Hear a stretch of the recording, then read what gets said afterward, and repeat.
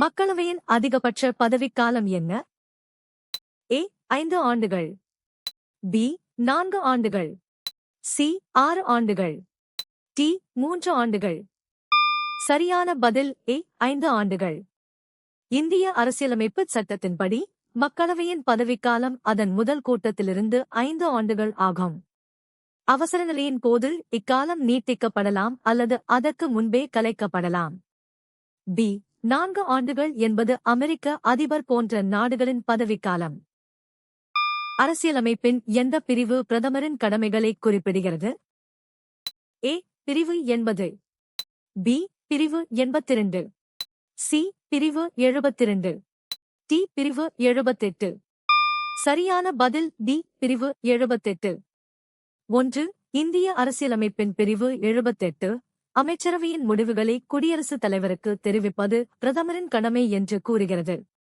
இது நிர்வாகத்திற்கும் குடியரசுத் தலைவருக்கும் இடையிலான ஒரு தகவல் தொடர்பு பாலமாக செயல்படுகிறது. இந்த துறைகளில் எது பொது பட்டியலில் சேர்க்கப்பட்டுள்ளது? ஏ விவசாயம், பி மாநிலத்தில் பொது ஒழுங்கு, சி செய்தித்தாள்கள், டி காவல்துறை. சரியான பதில் சி செய்தித்தாள்கள். 9. செய்தித்தாள்கள், புத்தகங்கள் மற்றும் அச்சகங்கள் ஆகியவை இந்திய அரசியலமைப்பின் 7வது அட்டவணையில் உள்ள பொது பட்டியலில் கான்கரண்ட் லிஸ்ட் வரிசை எண் 39-L உள்ளன. இதன் மீது மத்திய மற்றும் மாநில அரசுகள் என இரண்டுமே சட்டம் இயற்ற முடியும். கைலாஷ் சத்யார்த்தி மற்றும் மலாலா ஆகியோருக்கு எந்த பிரிவில் நோபல் பரிசு வழங்கப்பட்டது?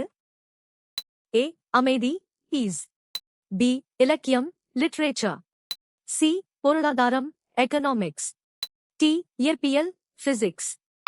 சரியான பதில் ஏ அமைதி பீஸ்.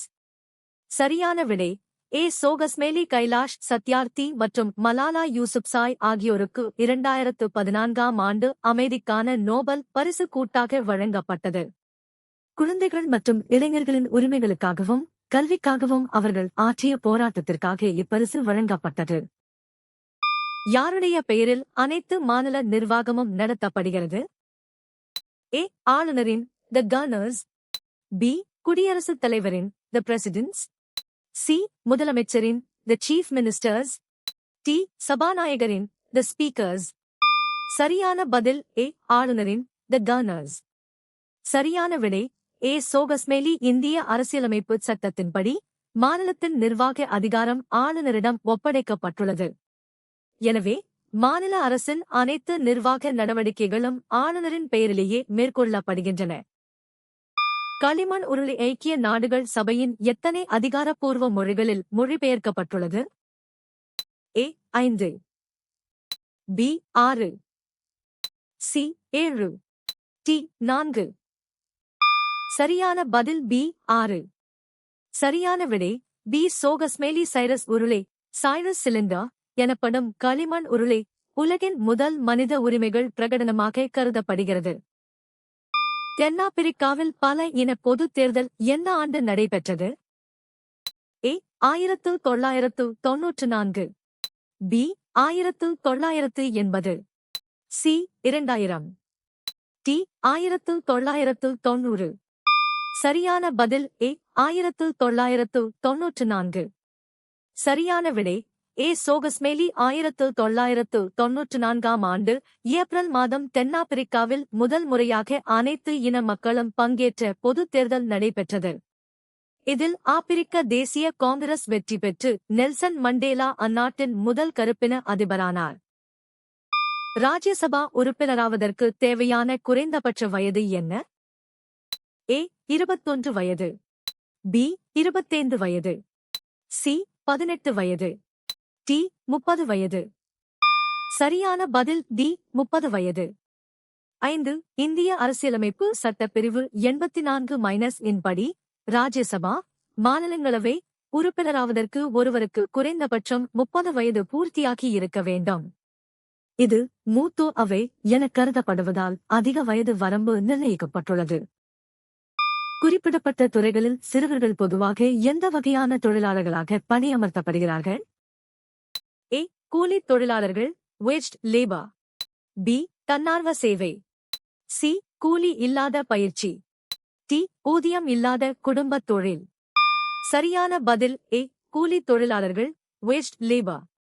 சரியான விடை ஏ. கூலி தொழிலாளர்கள், வேஸ்ட் லேபர். விளக்கம்: முறைசாரா துறைகளில் சிறுவர்கள் பெரும்பாலும் தினசரி அல்லது மாத கூலிக்காக உடல் உழைப்பு தேவைப்படும் பணிகளில் அமர்த்தப்படுகிறார்கள். வழிகாட்டு நெறிமுறைகளின் வகைப்பாடு குறித்து அரசியலமைப்பு என்ன கூறுகிறது? ஏ. அது அவற்றை 4 வகைகளாக பிரிக்கிறது. பி. அதில் எந்த வகைப்பாடும் இல்லை. சி. அது அவற்றை 2 வகைகளாக பிரிக்கிறது. டி. அது அவற்றை 3 வகைகளாக பிரிக்கிறது. சரியான பதில் பி. அதில் எந்த வகைப்பாடும் இல்லை.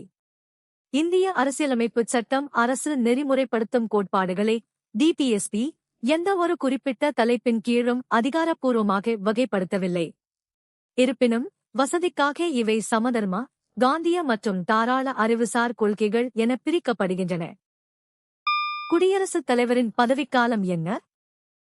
ஏ. 5 ஆண்டுகள். பி. 6 ஆண்டுகள். சி. 3 ஆண்டுகள்.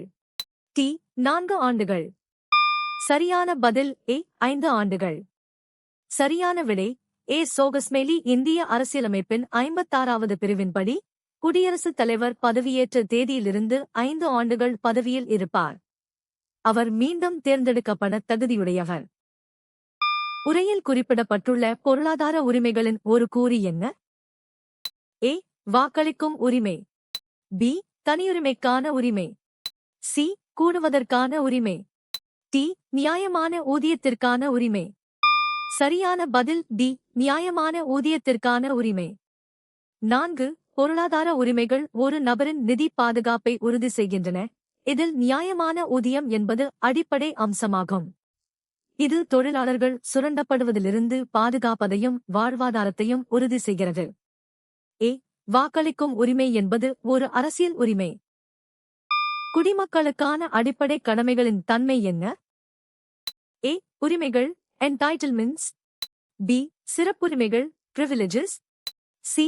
விலக்குகள் exemptions. டி. பொறுப்புகள் responsibilities.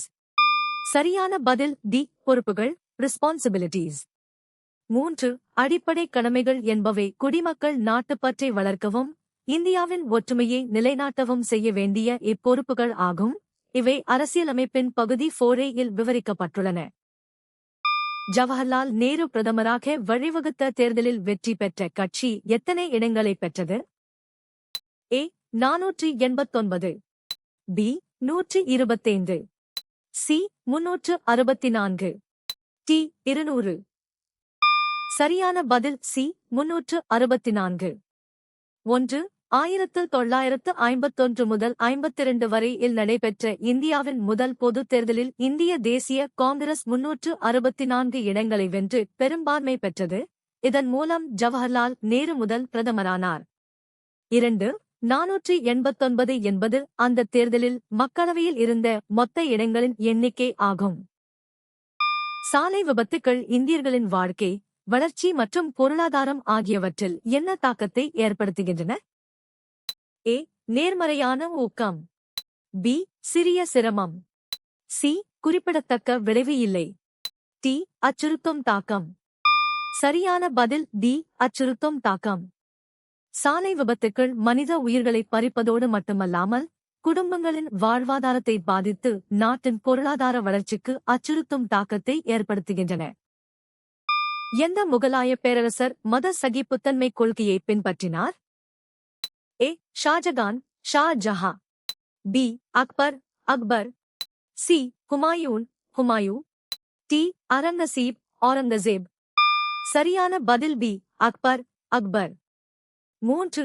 அக்பர் சுலிகுல் அனைவருக்கும் அமைதி என்ற கொள்கையை பின்பற்றி இந்துக்கள் மீதான ஜிஸ்யா வரியை நீக்கினார். அவர் அனைத்து மதத்தினரும் விவாதிக்க இபாதத் கானா என்ற வழிபாட்டு இல்லத்தை நிறுவினார்.